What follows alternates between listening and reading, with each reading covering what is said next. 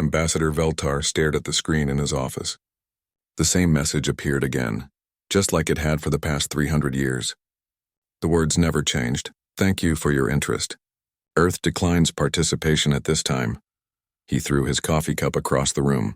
It shattered against the metal wall of his ship. 300 years.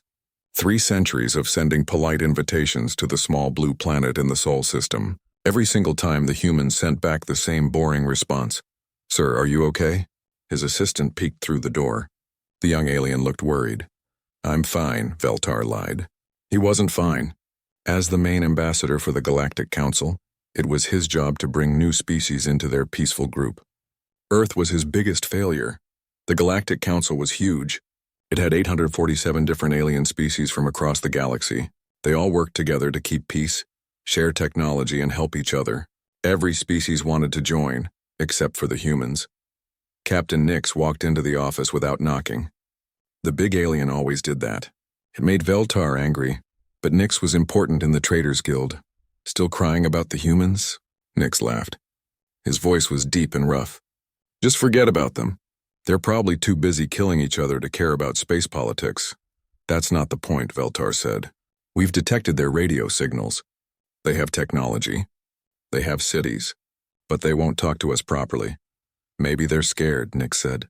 He sat down in a chair that was too small for his large body. Think about it. They've never left their solar system. We show up with big spaceships and they probably think we want to invade them.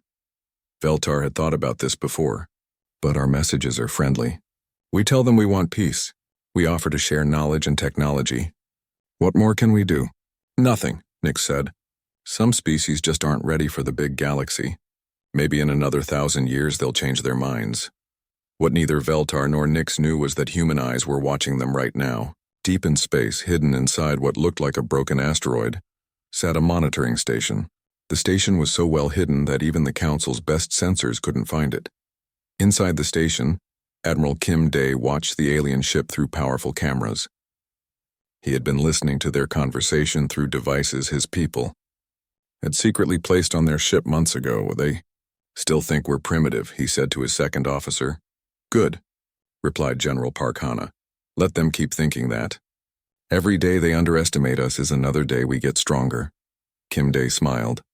The aliens had no idea what humans were really doing. While they thought Earth was full of scared primitives, humans had been busy. Very busy. For 300 years, ever since the first alien ship appeared in their solar system, humans had been watching and learning. They built secret stations throughout space. They sent tiny spy ships to follow alien vessels. They learned alien languages and studied their technology.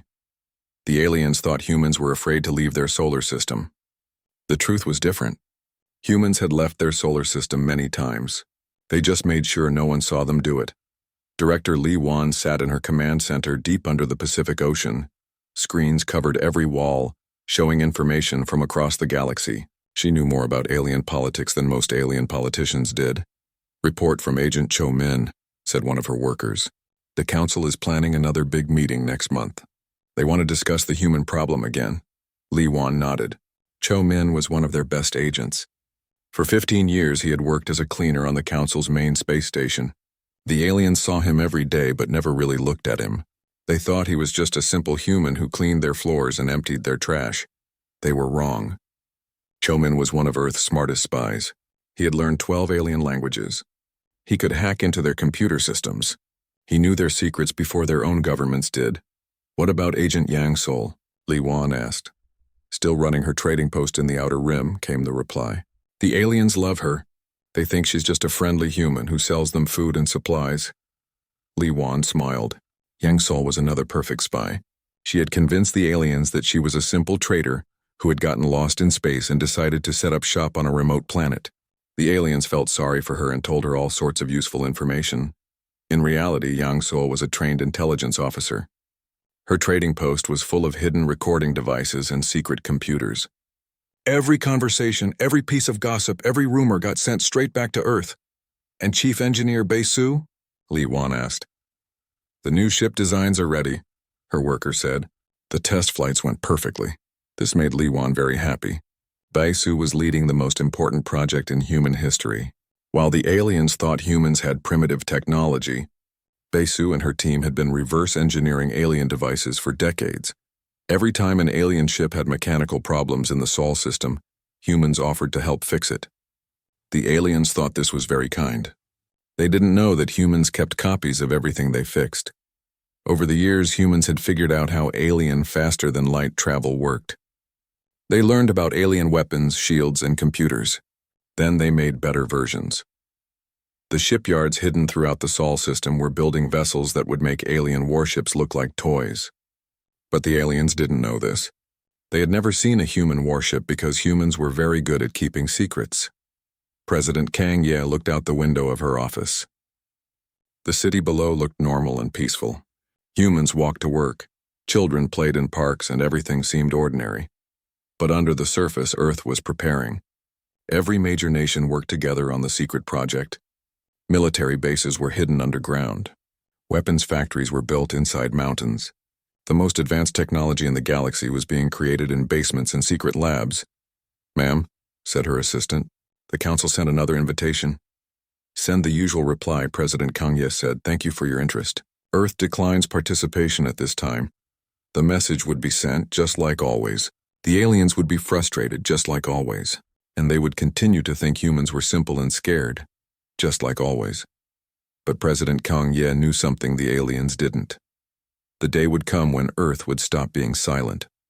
When that day arrived, the galaxy would learn what humans had really been doing for 300 years. The question wasn't if humans would join galactic civilization. The question was whether galactic civilization was ready for humans. Director Li Wan walked through the long corridor deep beneath the ocean floor. Her footsteps echoed in the metal hallway as she headed to the morning briefing. The Earth Defense Intelligence Center was the most secret place on the planet. Only a few hundred people knew it existed. The main control room was huge. Dozens of workers sat at computer stations, watching screens that showed information from all over the galaxy. Maps displayed the locations of alien fleets, trade routes, and important planets. Numbers showed military strengths, economic data, and political situations. "Good morning, Director," said Captain Shin Ho. He was her best intelligence officer. "We have updates from our field agents." Li Wan sat down at the main control desk. 300 years of careful planning had led to this moment. While aliens thought humans were hiding in fear, Earth had actually built the best spy network in galactic history. "Start with Agent Cho Min," she said. Captain Shin Ho pressed some buttons. A secure communication channel opened to a space station thousands of light years away. Agent Cho Min's face appeared on the screen. He looked tired but alert. "Director, I have important news," Cho Min said quietly. He was speaking from a storage closet on the alien space station where he worked. "The Council is getting worried about military buildups in several sectors." "Which sectors?" Li Wan asked. "The hegemony of Voss has been moving ships toward the core worlds," Cho Min replied. "Ambassador Veltar thinks they're planning something big." "The Council members are scared," Li Wan nodded. The hegemony was one of the most aggressive alien governments. They had been growing stronger for decades. Human intelligence had been tracking their movements closely. "What about their technology?" she asked. "I managed to get close to their new destroyer yesterday," Cho Min said. "I planted listening devices while I was cleaning their docking bay. Their weapons are more powerful than we thought, but their shield technology is still primitive compared to what we've developed." "Excellent work," Li Wan said. "Stay safe and keep watching." The communication ended. Captain Shin Ho brought up another channel. This time, Agent Yang Sol appeared on screen. She was sitting in what looked like a normal trading post, but Li Wan knew it was full of hidden spy equipment. "Hello, Director," Yang Sol said with a smile. "Business has been very good lately. My alien customers are talking a lot about politics." Yang Sol's trading post was on a remote planet in the Outer Rim. Alien merchant ships stopped there regularly to buy food, fuel, and supplies. The aliens thought she was just a lost human who had accidentally ended up in their space years ago. They felt sorry for her and treated her like a harmless friend. This was exactly what Yang Sol wanted. When people think you're harmless, they say things around you that they shouldn't say. "The Traders Guild is getting nervous," Yang Sol continued. "Captain Nix visited last week. He said the Council is asking all trading ships to report any unusual military activity." "Did he mention Earth?" Li Wan asked. "Of course," Yang Sol laughed. "He still thinks humans are too primitive to matter. He called us those scared little people who won't come out and play. Li Wan felt satisfaction at this. The longer aliens underestimated humans, the better. What else did you learn? The hegemony has been buying a lot of rare metals, Yang Sol said. The kind used to build big weapons. My sources say they've purchased enough materials to build at least 50 new battleships. 50? Captain Shinho looked worried. That's a lot of firepower. Not really, Li Wan said calmly. Show me the Bei-Su report. Captain Shinho switched to another screen. Chief Engineer Bei-Su appeared. She was standing in what looked like a normal research lab, but Li Wan knew it was actually inside a hidden military facility built into an asteroid. Director? Our latest tests were successful, Bei-Su said proudly. The new ship designs are performing better than expected. For 30 years, Bei-Su had been leading Earth's secret weapons development program. Every time aliens had mechanical problems in the Sol system, humans offered to help fix them. The aliens always accepted, thinking humans were just being friendly neighbors. They were wrong. Every alien device that humans helped repair was carefully studied, copied, and improved. Human engineers had learned to build faster engines, stronger shields, and more powerful weapons than anything in the alien arsenal. How many ships do we have ready? Li Wan asked. 2,000 combat vessels are complete and ready, Bei-Su replied. Another 3,000 will be finished within 6 months. All of them are equipped with the new stealth technology. Li Wan smiled. The stealth technology was humanity's greatest achievement. It made human ships completely invisible to alien sensors. Aliens had no idea that human vessels had been moving freely throughout the galaxy for decades. What about the new weapons? She asked. The plasma cannons are working perfectly, Bei-Su said. They're 3 times more powerful than anything the hegemony has. The shield-piercing torpedoes can go through alien defenses like they're not even there. Excellent. Keep up the good work. The communication ended. Captain Shinho looked impressed but also worried. Director, are you sure we're ready for this? He asked. If the aliens discover what we've been doing, they won't, Li Wan said confidently. We've been planning this for 3 centuries. Every detail has been considered. Every possibility has been prepared for. She stood up and walked to a large window that showed the ocean floor outside. Strange fish swam past the glass, living their lives without knowing that one of the galaxy's most important military centers was hidden in their world. The aliens made one big mistake, she said. They assumed that silence means weakness. They thought that because we didn't answer their invitations, we were afraid of them. Weren't we afraid? Captain Shinho asked. Of course we were afraid, Li Wan admitted. Any smart species would be afraid when they first meet aliens with advanced technology. But fear can make you stupid or it can make you careful. We chose to be careful. She turned back to face the control room. Dozens of humans worked quietly at their stations, monitoring alien communications, tracking alien ships, and preparing for the day when Earth would finally reveal itself. While other species spent centuries fighting wars and making treaties, we spent centuries learning and preparing, she continued. We studied every alien government, every alien technology, every alien weakness. We built our strength in secret while they forgot we existed. And now? Captain Shinho asked. Now we wait for the right moment, Li Wan said. The hegemony is making their move. The council is scared and desperate. Soon they will need help badly enough to accept it from anyone, even from the humans they think are too primitive to matter.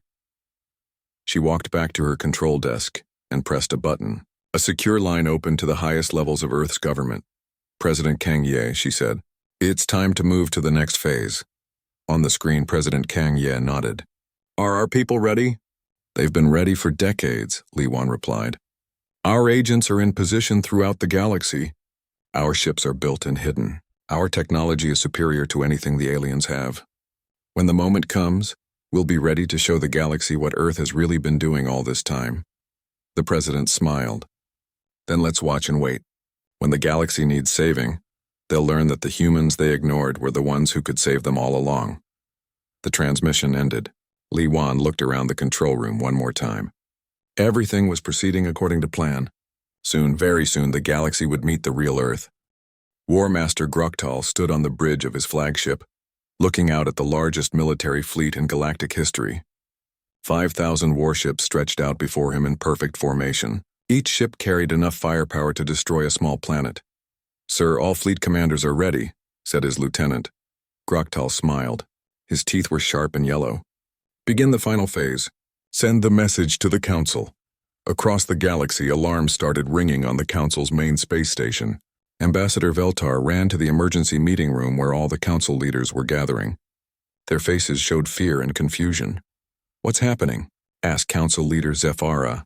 "The hegemony fleet is moving toward our core worlds," Veltar said, his voice shaking. "They've sent us a message."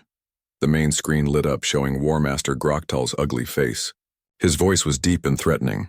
"Council weaklings," he said. "For too long you have preached peace and cooperation. You have made the galaxy soft and weak. This ends now. The hegemony will bring order to the stars through strength and conquest. Surrender your worlds peacefully or we will take them by force." The message ended. The room fell silent for a moment. "How many ships do they have?" asked Captain Nix. "Our scouts report at least 5,000 combat vessels," Veltar replied. "Maybe more." Council leader Zephyra looked pale. "How many ships can we gather?" "Maybe 2,000 from all member species combined," said another council member. "But most of them are exploration vessels or cargo ships. Only a few hundred are real warships. We need to contact our allies," Zephyra said. "Send emergency messages to every species in the galaxy. Ask for military support." "What about the humans?" someone asked. Captain Nix laughed bitterly. "The humans? They won't even answer our normal messages. Why would they help us fight a war?" "We have to try," Zephyra said. "Send them an emergency message. Tell them the galaxy is in danger." On Earth, President Kang Ye received the message in her office. She read it carefully, then called Director Li Wan. "The Council is asking for our help," she said. "I know," Li Wan replied. "Our agents reported that the hegemony fleet is moving. Everything is happening exactly as we predicted. Are we ready?" "We've been ready for 50 years, Li Wan said confidently. "Supreme Commander O-Rin has all our fleets positioned and waiting. Fleet Admiral Nam Jun is prepared to take command of the operation." President Kang Ye nodded. "Send the usual reply to the Council first. Let them think we're still the same scared humans they've always ignored." Fleet Admiral Nam Jun was a calm, quiet man who had spent his entire career preparing for this moment. He stood in the command center of humanity's most secret military base, watching as reports came in from across the galaxy. "The hegemony fleet is 2 days away from the Council's main worlds," said his aide. "And our ships?" Nam Jun asked. "All positioned and ready, sir. 2,000 vessels in attack formation. Another 1,000 in support positions, all equipped with full stealth systems." "Good. Send the message to the Council." On the Council space station, Ambassador Veltar desperately waited for Earth's response. When it finally came, he felt his heart sink. Message received. "Humanity declines to participate in your conflict, cowards," he shouted, throwing his communication device across the room. "The galaxy is about to be destroyed and they're still hiding behind their little star." What Veltar didn't know was that Fleet Admiral Nam Jun was watching him right now. Hidden cameras on the Council station showed him every detail of the aliens' desperate preparations. "They really think we're cowards," said Commander Park Hana, who was standing beside Nam Jun. "Let them think that for a little while longer," Nam Jun replied. "Soon they'll learn the difference between cowardice and patience." The hegemony fleet moved closer to the Council worlds. War Master Groktal was confident and happy. His scouts had confirmed that the Council could only gather about 2,000 ships to defend themselves. His 5,000 vessels would win easily. "Sir, we're detecting some unusual readings," said one of his officers. "What kind of readings?" Groktal asked. "Small energy signatures throughout the system. They appear and disappear quickly. Our sensors can't get a clear lock on them." "Probably just space debris or old satellites," Groktal said dismissively. "The Council worlds are old and full of junk. Don't worry about it." His officer looked uncertain but said nothing more. The truth was that those energy signatures were human ships moving into position. The hegemony's sensors were too primitive to detect Earth's advanced stealth technology, but they could sense tiny energy fluctuations as the human fleet prepared for battle. Supreme Commander O-Rin watched from her command ship as 3,000 human vessels surrounded the approaching hegemony fleet. The aliens had no idea they were walking into a trap. "All ships report ready," said her communications officer. "Excellent," O-Rin replied. "Wait for my signal." On the Council station, the alien leaders made their final preparations. They had managed to gather 1,800 ships from various member species. It wasn't enough, but it was all they had. At least we'll die fighting, said Council Leader Zafara. Maybe the humans will change their minds at the last moment, Ambassador Veltar said hopefully. Captain Nick shook his head. Forget about the humans. They've made it clear they don't care about the rest of the galaxy.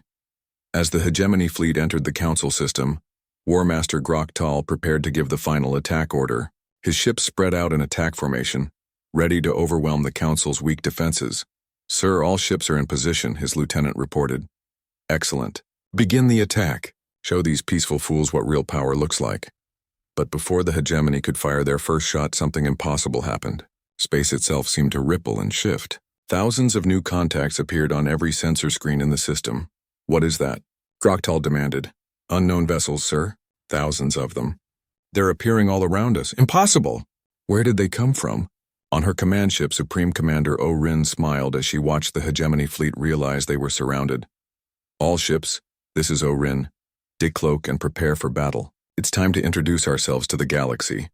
3,000 human warships became visible all at once. They were sleek, deadly, and more advanced than anything the aliens had ever seen. The hegemony fleet found itself completely surrounded. Fleet Admiral Nam Jun opened a communication channel that reached every ship in the system. Attention hegemony forces. You are trespassing in space claimed by the Human Defense Coalition. Withdraw immediately or face the consequences. War Master Groktal stared at his screens in shock. Humans? The primitive species that won't leave their home system? Those are human ships, sir, his officer said. But they're using technology we've never seen before. Their weapon signatures are off our charts. For the first time in his military career, Groktal felt afraid. He had come here expecting to fight a small, weak council fleet. Instead, he found himself facing an unknown enemy with superior numbers and superior technology. How is this possible? He whispered. The answer would change the galaxy forever. War Master Groktal could not believe what he was seeing. His mighty fleet of 5,000 warships was completely surrounded by vessels that had appeared from nowhere. The human ships were beautiful and terrifying at the same time. They looked like metal sharks floating in the darkness of space. Sir, they're demanding we surrender, said his communications officer. Surrender? Groktal roared. We are the hegemony.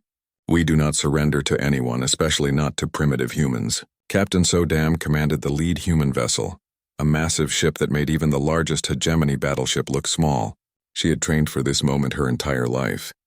Her voice was calm and professional as she spoke into the communication system. Hegemony Fleet, this is Captain Sodam of the Human Defense Coalition.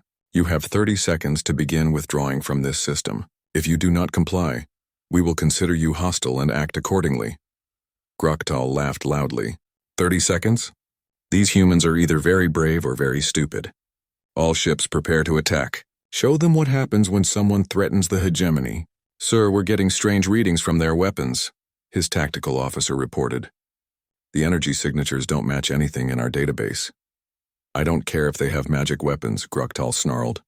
We outnumber them 5,000 to 3,000. Attack! The hegemony fleet opened fire first. Thousands of energy beams and missiles streaked toward the human ships. The aliens expected to see explosions and destruction. Instead, they watched in amazement as every single shot bounced harmlessly off invisible shields. What kind of shields are those? Asked a hegemony captain. Before anyone could answer, the humans fired back. Admiral Lim Tay commanded the human flanking force. His ships moved with incredible speed and precision, surrounding groups of hegemony vessels like hunters trapping wild animals.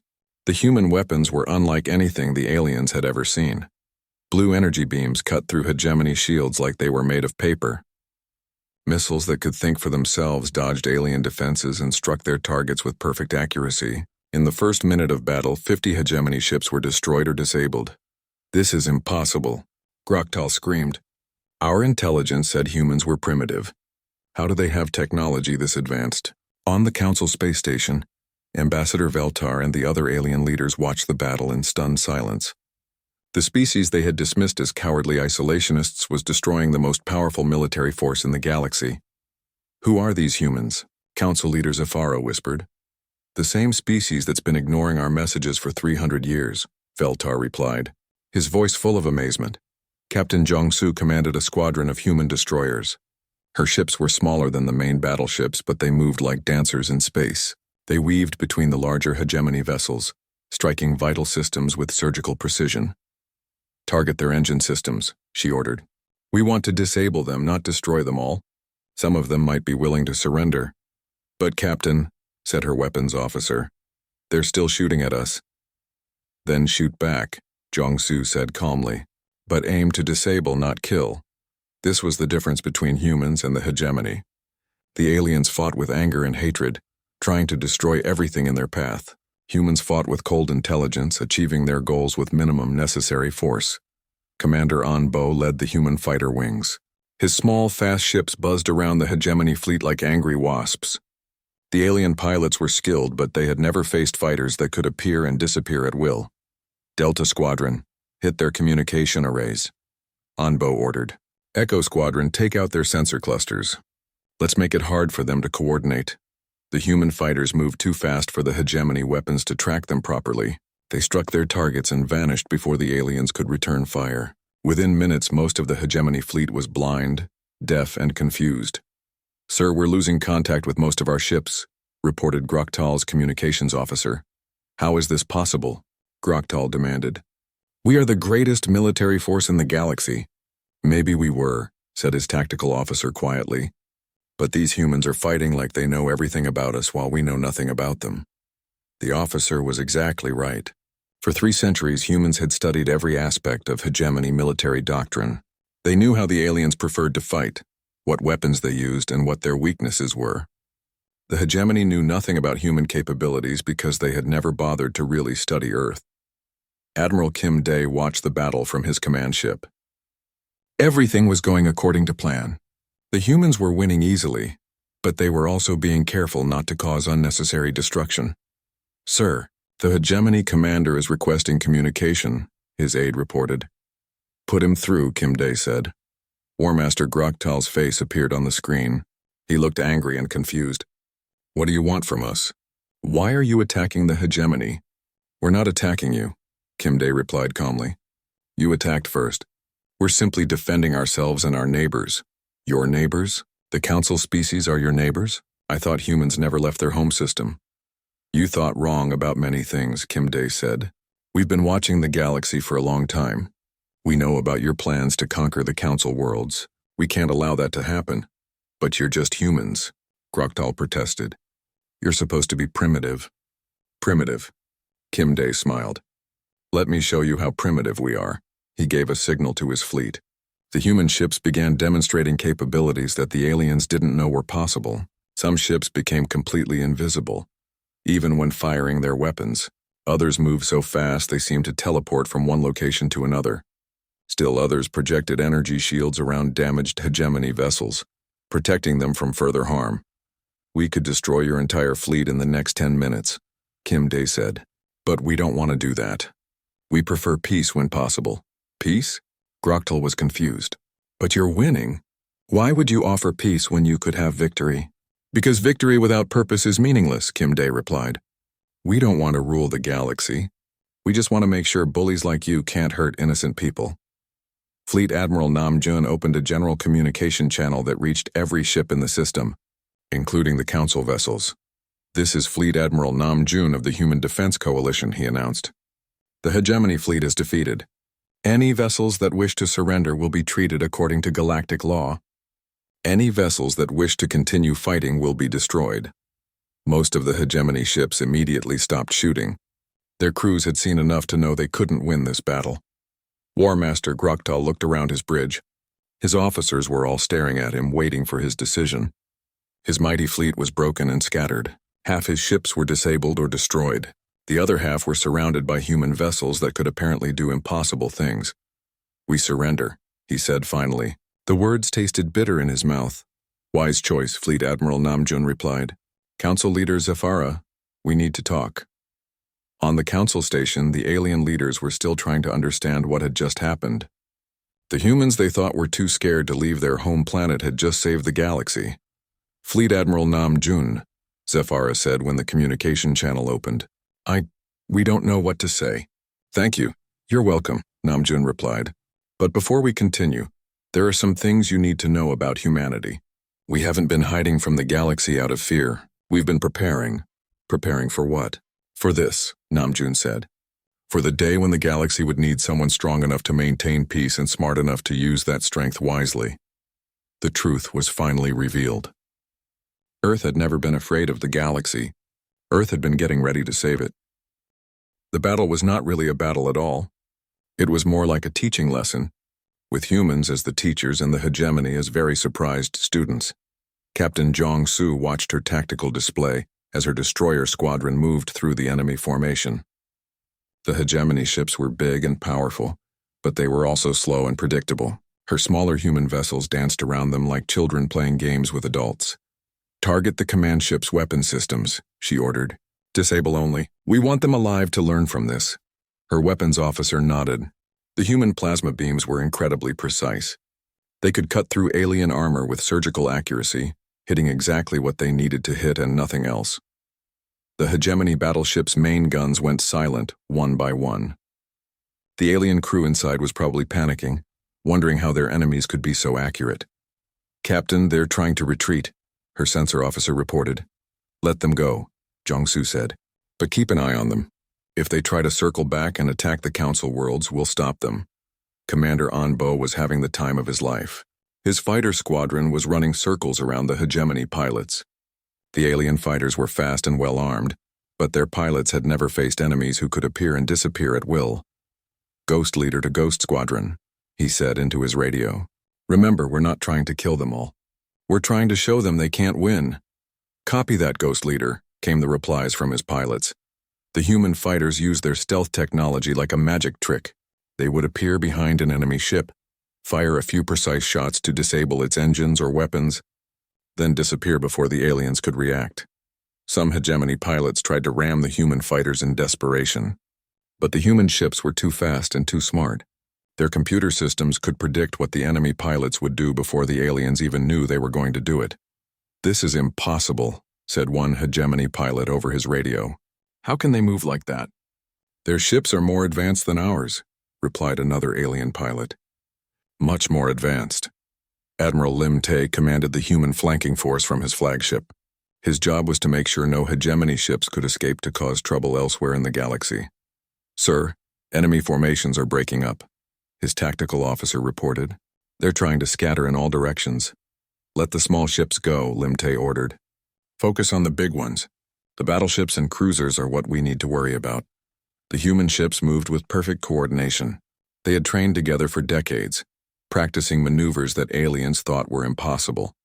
Every captain knew exactly where every other captain would be at any given moment. War Master Groktal watched his mighty fleet fall apart around him. Ships that had conquered dozens of worlds were being disabled by enemies they couldn't even see half the time. "Sir, we're receiving surrender signals from 12 of our battle groups," his communications officer reported. "Surrender?" Groktal was furious. "The hegemony does not surrender." "Sir, with respect, maybe the hegemony should learn when it's beaten," said his second-in-command quietly. Groktal turned to glare at him, but he could see the same thought in the eyes of everyone on his bridge. They were beaten and everyone knew it. Admiral Kim Dae had been waiting for this moment for 30 years. As a young officer, he had studied every battle the hegemony had ever fought. He knew their tactics better than some of their own commanders did. "Signal the fleet," he ordered. "Begin the final demonstration." What happened next would be talked about in military schools for centuries. The human fleet performed a maneuver that was so complex and so perfect that even experienced alien military officers could barely believe what they were seeing. 3,000 human ships moved as if they were one giant organism. They flowed around the hegemony fleet like water, surrounding groups of enemy ships and then moving on to the next target. Each movement was calculated to show the aliens exactly how outmatched they were. "It's like watching a dance," whispered Council Leader Zephyra as she watched from the Council station. "A deadly dance," Ambassador Veltar added. "But the humans were being careful not to be too deadly. They disabled enemy ships instead of destroying them when possible. They captured enemy pilots instead of killing them. They showed mercy even while demonstrating their overwhelming superiority. This confused the hegemony forces more than anything else. They were used to fighting enemies who hated them and wanted to destroy them completely. The humans clearly had the power to wipe out the entire hegemony fleet, but they were choosing not to do it. "Why aren't they finishing us off?" asked a hegemony captain. "I don't know," replied another. Maybe they want us alive for some reason. Supreme Commander O-Rin watched the battle from her command ship. Everything was going exactly according to the plan that Earth's military leaders had developed over many years. Phase 1 is complete, she announced to her staff. The hegemony fleet is neutralized. Begin Phase 2. Phase 2 was the most important part of the entire operation. It wasn't enough to defeat the hegemony. The humans also had to make sure the rest of the galaxy understood what had just happened.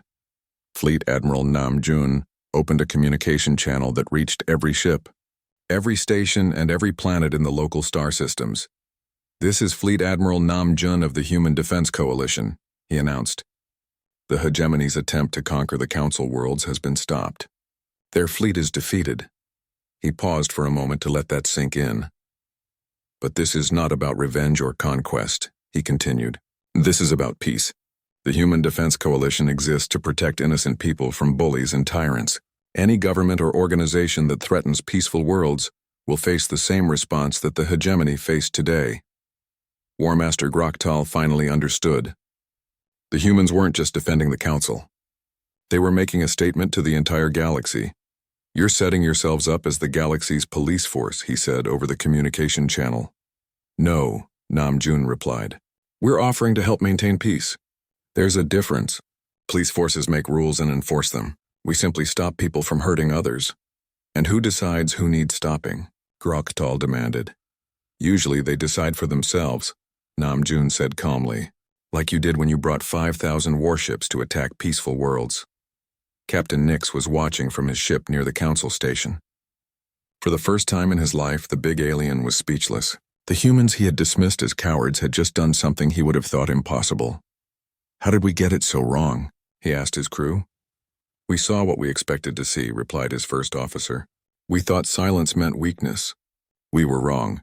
On Earth, President Kang Ye watched the battle reports with satisfaction. 3 centuries of careful planning had led to this moment. The galaxy would never be the same. "Director Li Wan," she said, "begin the next phase of the plan." "Yes, ma'am," Li Wan replied. "Our diplomatic teams are ready to begin negotiations with the Council.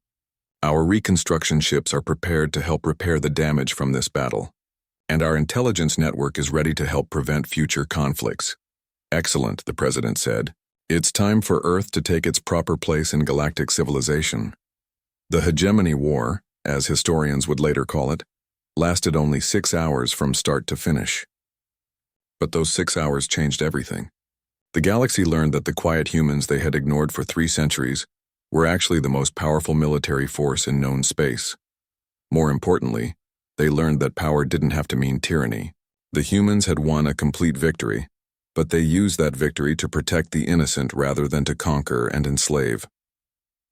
As the last hegemony ships surrendered or fled, a new age began. The age of human leadership in galactic affairs. The age when the galaxy learned that sometimes the best leaders are the ones who prepare quietly and act only when necessary. The humans had been watching and waiting for 300 years. Now it was time for the galaxy to learn what they had been preparing for.